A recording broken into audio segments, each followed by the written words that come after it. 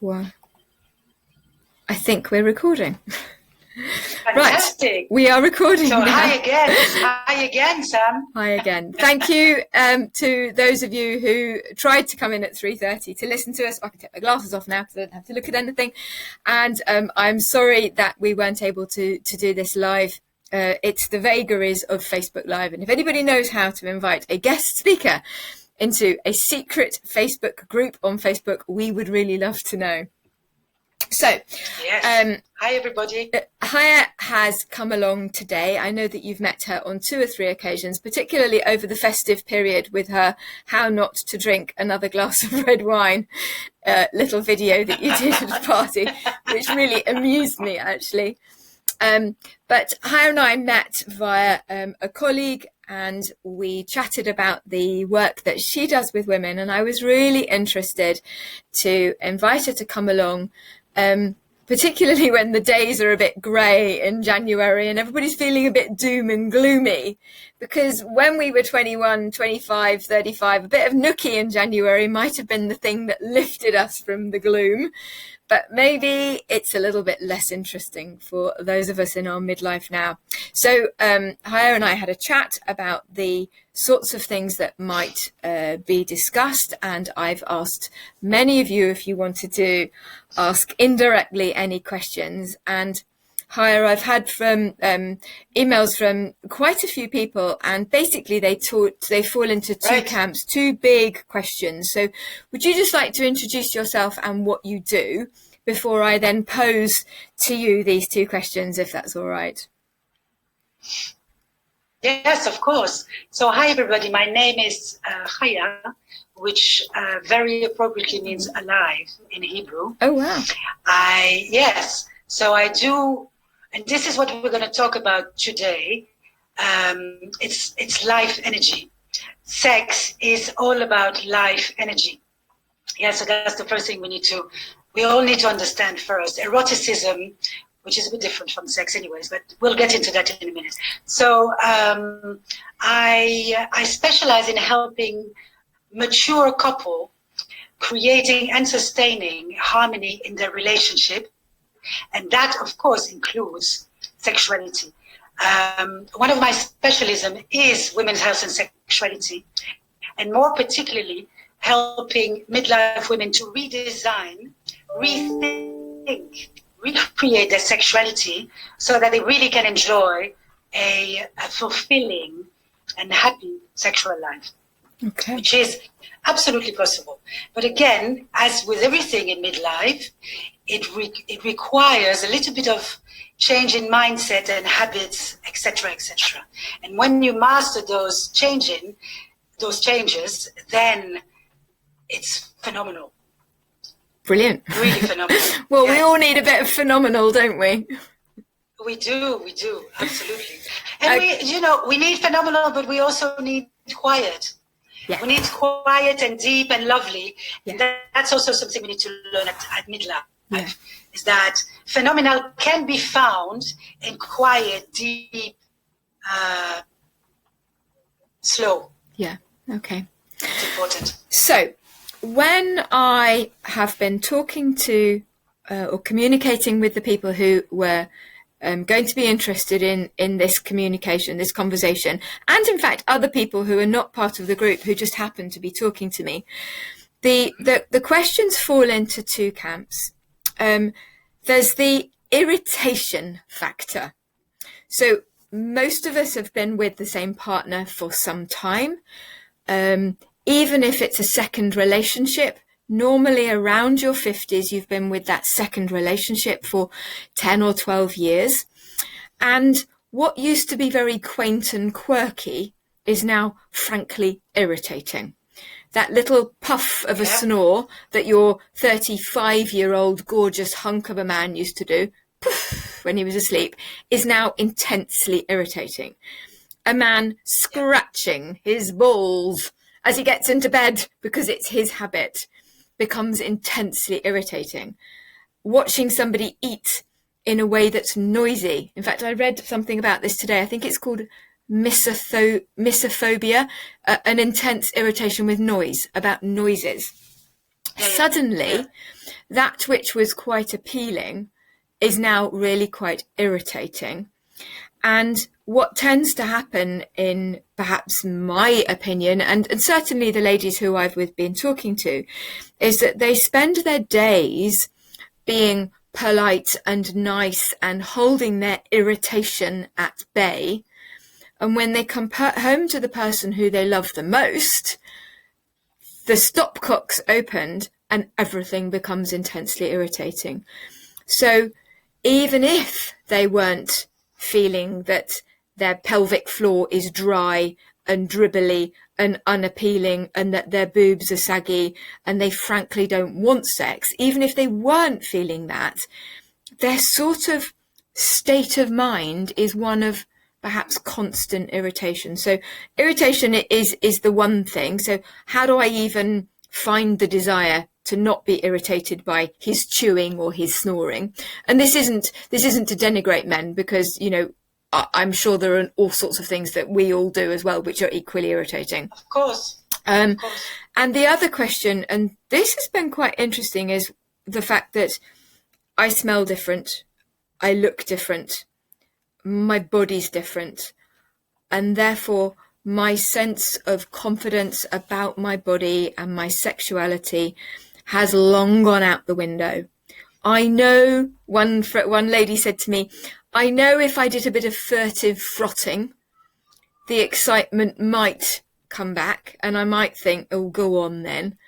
But I can't even be bothered to do the furtive frotting, as she called it. You know, the little bit of sort of foreplay that doesn't with no expectation.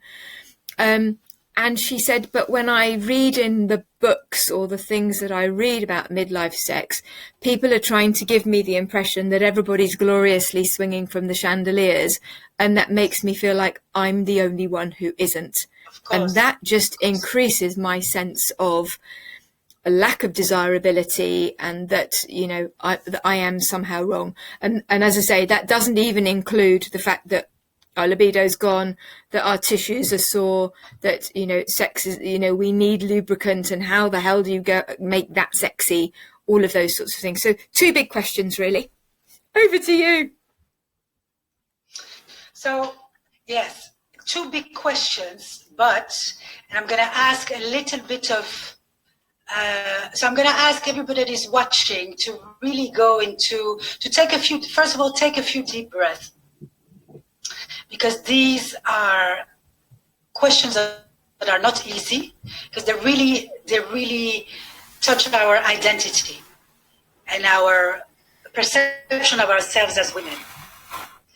Because, and that's why I want you to really go into a relaxed state, almost a meditative state.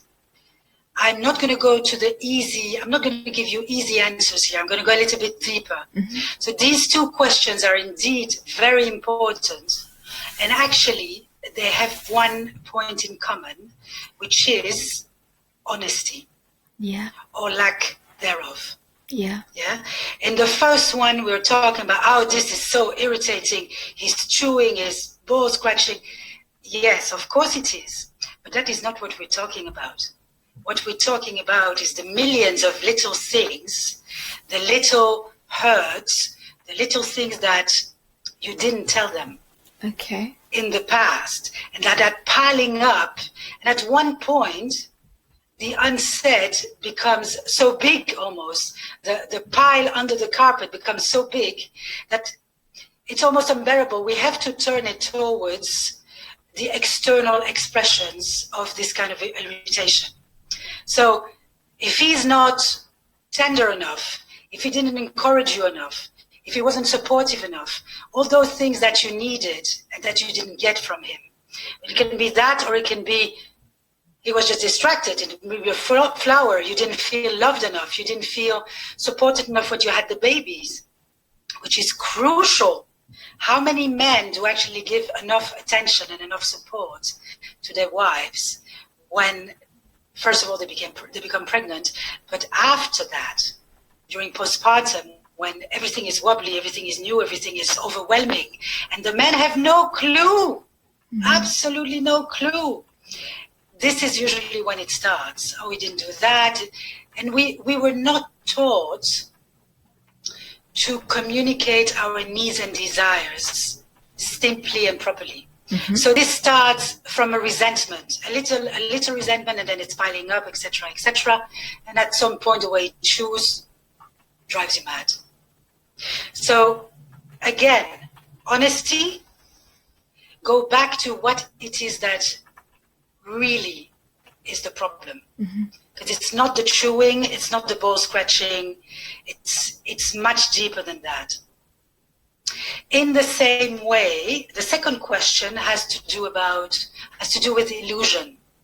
We're living in a world of illusion where everything should be like this and like that. And there are all sorts of rules that have been invented pretty much in the 18th century or 19th century by the Romantics, where, you know, it's the only thing that has not changed in the way we live in this modern era is the way we romanticize our relationships. And it makes no sense because everything has changed around us. So of course, you're tired, you're in pain, you're aching, you're changing, your hormones are over the place, your emotions are all over the place. Of course, you don't want to don your little sexy underwear and, you know, of course not. All those crunchy bras that men like to buy you. Yeah, but really, again, and that's where we touch on honesty or dishonesty, or simply not being able to level with each other. Many men don't care at all about that. They think that's what they're supposed to give you. They think it will help you to make you sexy, when actually at our age, what helps is relaxation. So the best gift a man can give you is the massage oil, the bath salts, running the bath and giving you the massage. That is what makes us sexy. After relaxing us. So really, it's for me, it's all about, it's a matter of re-educating ourselves and our partners into, first of all, being more honest. What do I actually want? What do I want? If I don't want the sex that I used to have, which we don't, we don't want the same thing. Some of us might be very, very feel very sexy, feel very horny. Of course. Some of us might not. But one thing is for sure, we do not want the same sex as before. Comes a time in midlife, for all the reason we know, the hormones, the stress. Stress is one of the biggest. And at midlife, stress is heightened. Not because we have more stress, but because we're less resilient. So the first thing you want to do, or put your mind or put your body or put your heart in, and I love what you said about your husband being retired. Those walks you have with your husband on a Friday, but that's exactly it. That is foreplay. Very special. Yeah. That is foreplay at our age. Go in nature, relax. Again, salt in the bath, lovely smells, anything that can stimulate the senses, but down-regulate. Whereas when we were younger, we needed to be up-regulate. We needed to be excited. Now we actually need to be calmed down in order to feel excited. That's a really interesting point, actually. Yes. Yeah, that's a really interesting point, because I think women do, perhaps we are craving quiet and calm and, yes, you know, massage and touch. You know, sometimes just hold me, which perhaps is a little bit different from, you know, bend me over the back of the sofa and beat me with the Woman's Weekly, as what's her name said, who sadly died, that lovely comedian. Victoria Wood, didn't she? Beat me on the bottom with the Woman's Weekly. That was the sort of the whole fun thing of young, vibrant sex, and, you know. Exactly. Yeah. Okay. Yeah. So I do not believe for 1 second that midlife women come off sex. We don't. I don't believe that. What we do come off of is the sex that we had before. Yeah. Okay. So let's call it young sex. Yeah. Yeah. Or I'm going to go further than that. I call that male sex. This is the way men that have not been taught anything anyway, so nobody has been taught anything, but the way male sexuality is much more like that. Mm-hmm. It's faster. I mean, we all know that. It's faster, it's a bit more brutal, and it's not that men want that, but first of all, it's another wiring, so that's, it is in the brain, so the chemicals that happens in the brain are different, and it is their body is made that way. The way men usually experience pleasure is fast and furious, call it that way. Yeah. We are not that way. Mm-hmm. The chemicals in our brain, the way our body works, the way our hormones work, our rhythm is completely different. Mm-hmm. So when we are younger, it can match. Unfortunately, for some women, it never does. Yeah. And this, what I call male way of having sex or making love, mm-hmm. is just not working for us. It never has been working.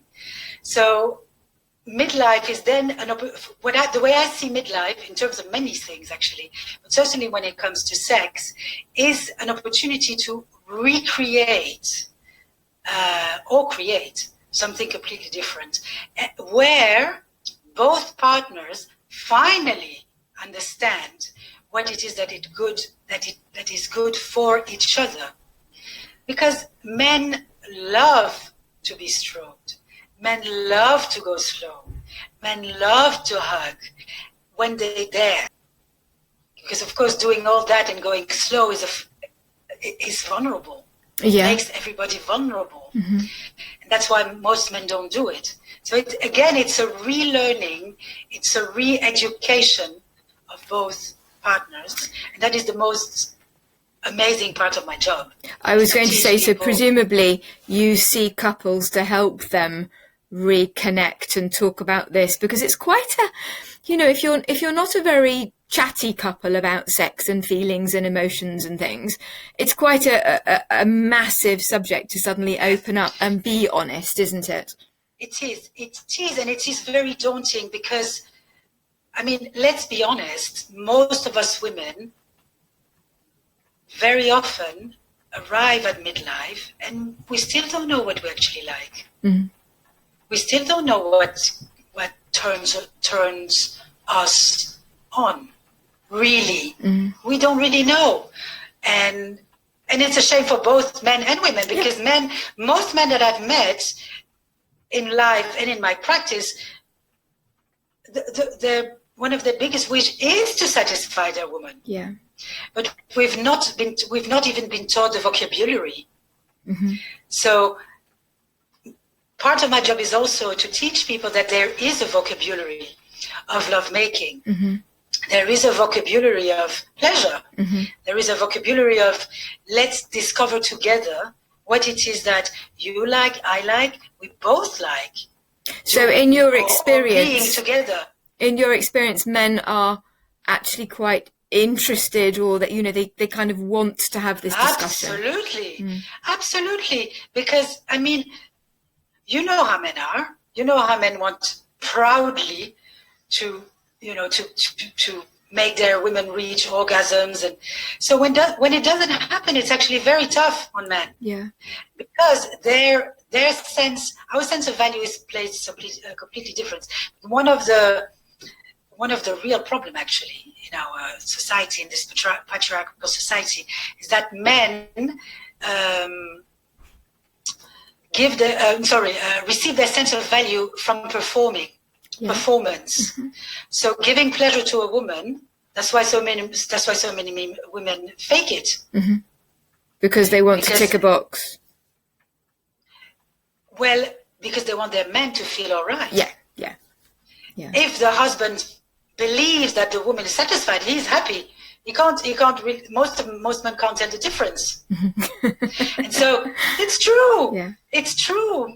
Again, and I say that with a lot of love and a lot of tenderness, because we have not been taught. I very often give that comparison. Who would dream to go and drive a car without having taken driving lesson. Oh, it's the same thing. And you're saying we don't have sex lessons? Is that what you're saying? Yeah. No.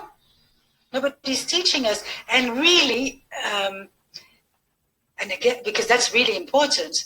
I do not teach my clients to have sex. They don't have sex with me in my practice. I teach them ways to connect and to be intimate with each other. Mm-hmm. So what I mean to say by that is that obviously when you take driving license, you go in the car with someone, you know, they tell you the gears. You don't do that. I don't need to do that. No, of course not. I don't need, well, some people do, but that's not what I do. But it is enough to teach people, as you were mentioning earlier, lie together side by side and find a comfortable position to lay in each other's arms. That is the beginning of everything. Mm. And it's bliss. It's extraordinary. And then see what happens. Yeah. Let it happen. Let it happen. And I can guarantee you that it might take 50 minutes, might take 30 minutes, but at some point that sexual energy will kick in. I suppose touch, just literally touch. Humans love touch, don't we? People love to be touched. Yes. And that's, you know, your skin is your biggest organ. And exactly. just lying with somebody to touch or touching you is a very powerful thing. Yeah, and to go back to the two questions, because of course I'm keeping that in mind too. What I've just described is an extraordinary way to get over those little irritations. Mm-hmm. So first of all, you do want to be honest, and you do want to go to the source of the problem. So what is it that you really want to talk with him about? When was that time or those times when you weren't able to tell him, look, this is actually hurting me, or this behavior is really going so much against everything I believe in, and I can't believe that you are actually doing this, but you didn't say it because you couldn't. That happens so many times, and then you think you forgot about it, but you didn't, and you still resent him for that.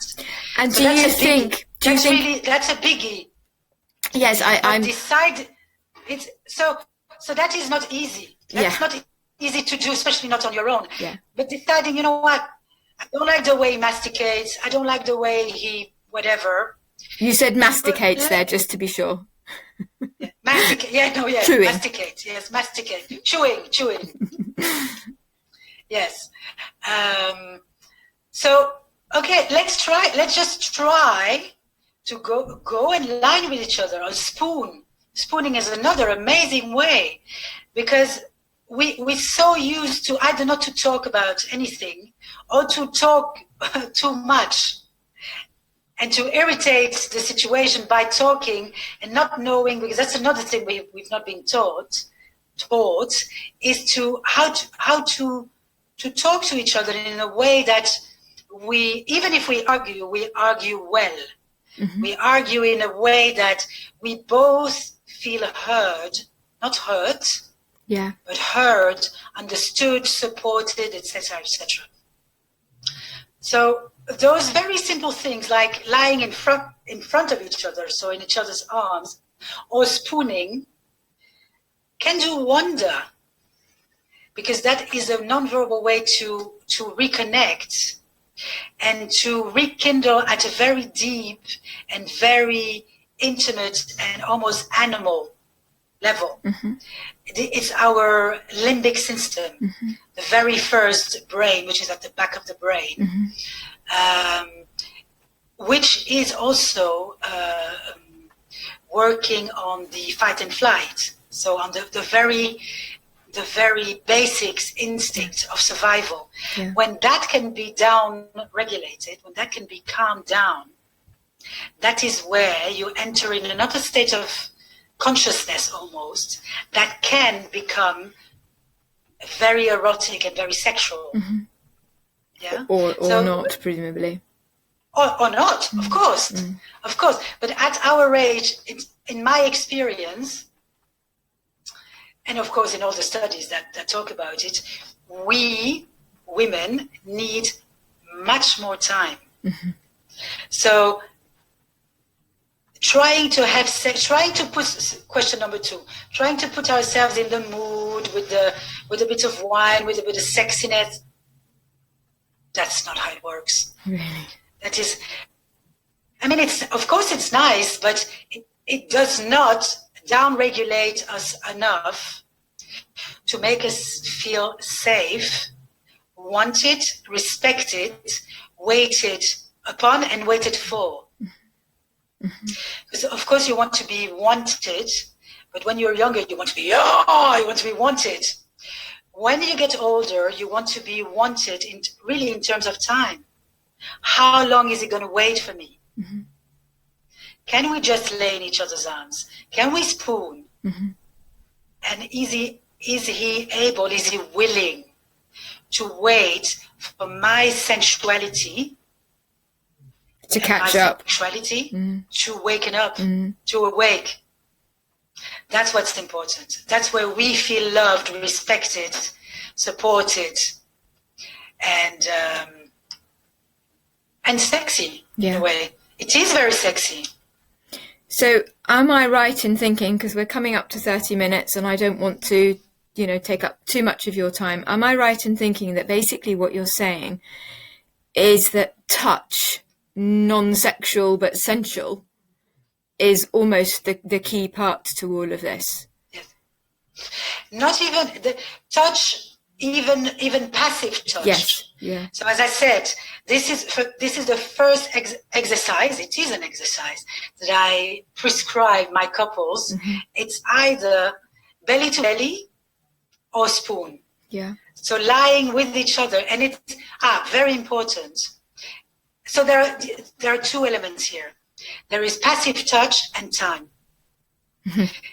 So in the first instance, what you need to do is choose a time. If you want to rekindle your sensual energy with the person you love, you need to say, as you would do with everything in your life, on Tuesday at 2 p.m., we are going to have a love date. Please put it in the diary. I will put it in my diary. And on Tuesday at 2 o'clock, together, we can make a lovely setting. We can light candles. You can run me a bath. I'll provide a massage oil. If you want to do that. Mm-hmm. But the time, the appointment, that's of the essence. All the rest is very lovely. And then you decide first, if you have a husband or wife that loves massage and they want to give you a massage, perfect. That's the first, that can be one of the first steps. And that's active touch, obviously. Yeah. Active from one of the partners.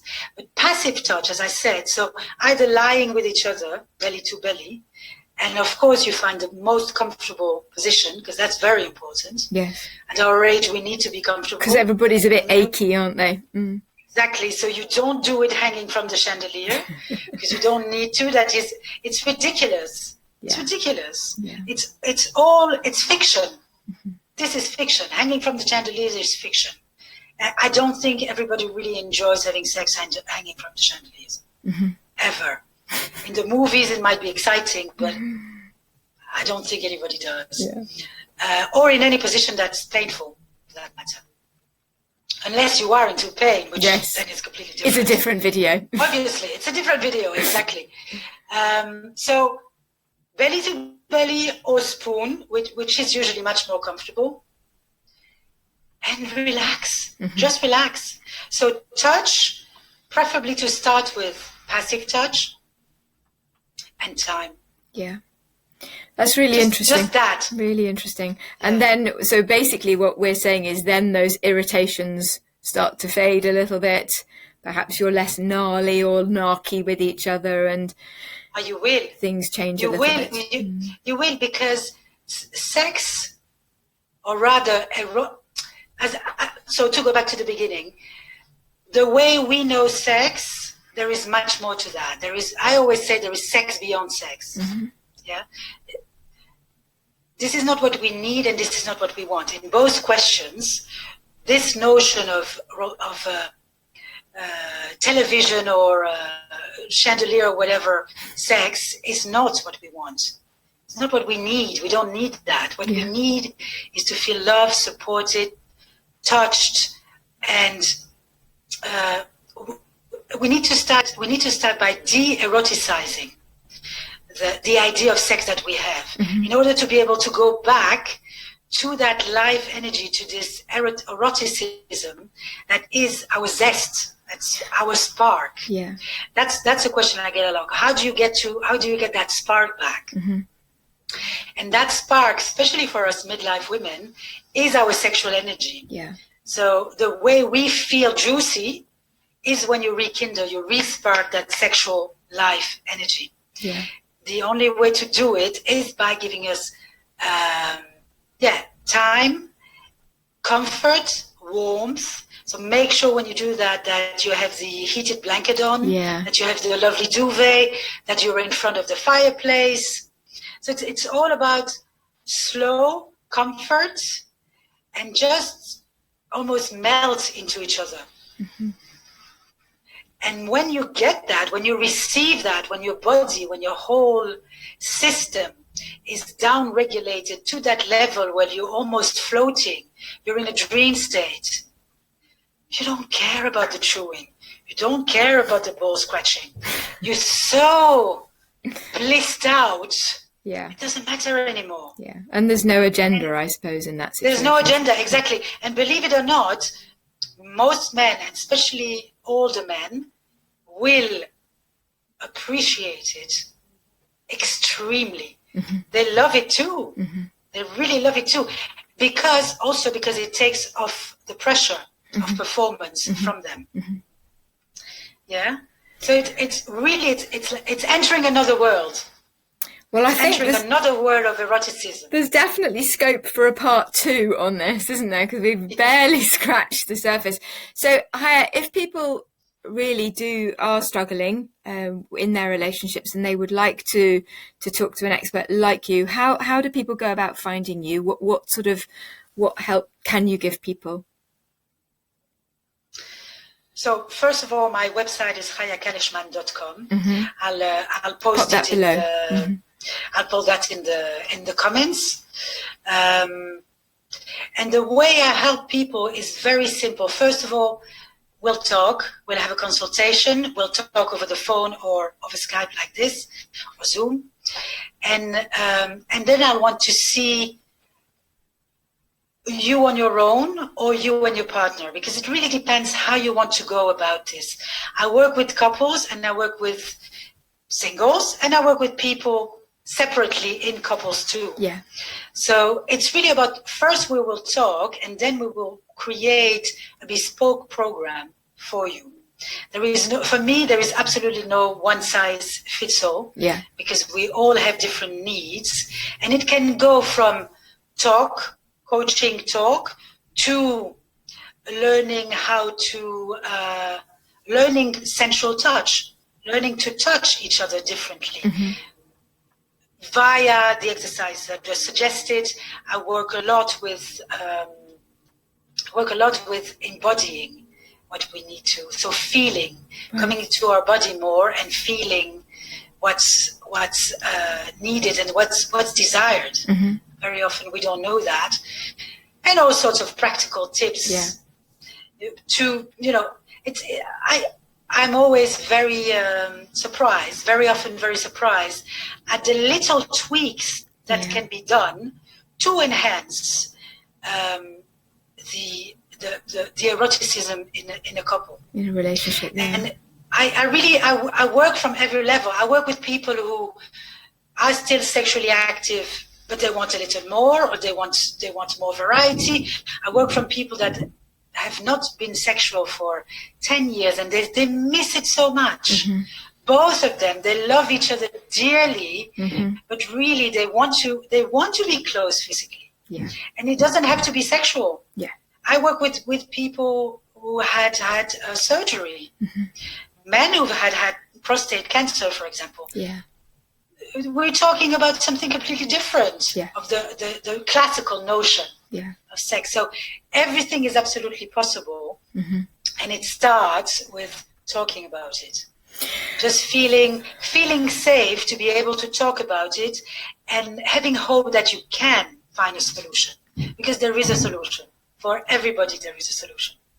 Well, thank you very, very much. Our Zoom call is about to run out because we only have a certain amount of time. So I really appreciate your time. Really appreciate it. Ladies, I hope that you've found 2 or 3 things of interest there that you can perhaps go away and try. I love the idea of just being prescribed our cuddle. Such a nice, gentle, passive way of proceeding. Thank you so much, Haya, and I look forward to welcoming you again. And please do put the link so that if people want to get hold of you below, they can. That would be fantastic. Yes, and what I will do is that I'll put a link to my free consultation calendar too. Brilliant. So that you can just contact me and we can have a chat. Yeah, that's lovely. Thank you so much.